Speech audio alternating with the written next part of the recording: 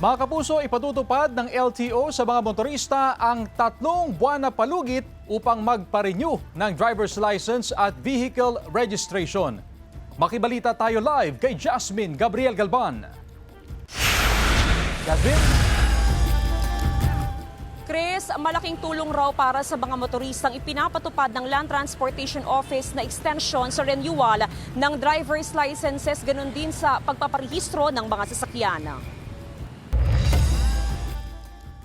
Alinsunod sa deklarasyon ni Pangulong Ferdinand Marcos Jr. na State of National Energy Emergency, inanunsyo ng Land Transportation Office ang 3 buwan na pagpalawig ng validity o visa ng mga lisensya at rehistro na mag-expire na.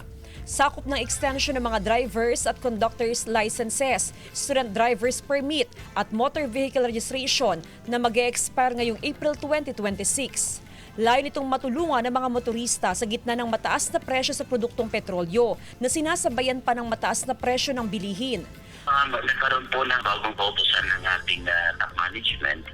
Lahat po ng mga lisensya, mga rehistro, kasama na po yung student permit na mag-expire po ng April 2026 ay extended po ito ng 3 months. So ibig sabihin, kung 3 months pang extension ito ay valid pa po ito hanggang July of 2026. Mag-e-expire na sa susunod na linggo ang rehistro ng tricycle na pinapasada ni Mang Dante mula sa Mangaldan, Pangasinan. Kahit papaano raw ay hindi siya mapipilitang magrehistro agad ng sasakyan at magkakaroon pa ng ilang buwang palugit para makapag-ipon ng pambayad sa registration. Maganda naman po yun, ma'am, na ginawa nila para sa ganun makaipon pa. Sa kabila ng extension, hinihimok pa rin ng LTO ang mga motorista na kung meron namang sapat na budget at panahon ay iproseso ng renewal ng mga lisensya at rehistro.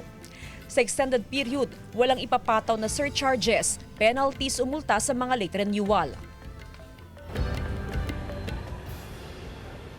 Chris, bukod doon sa extension sa renewal ng driver's licenses, ganun din sa rehistro ng sasakyan, ay meron pang mga ginagawang pagtulong ang Land Transportation Office sa mga motorista, especially doon sa mga driver na nagpaparehistro ng mga for hire na sasakyan. Sila ay namamahagi ng mga grocery items. Samantala, mula doon sa 2 hanggang 3 na public transport na ginagamit para sa libreng sakay, sa ngayon ay aabot na sa mahigit 10 sasakyan ang ginagamit ng Land Transportation Office para sa libreng sakay sa Region 1. Chris?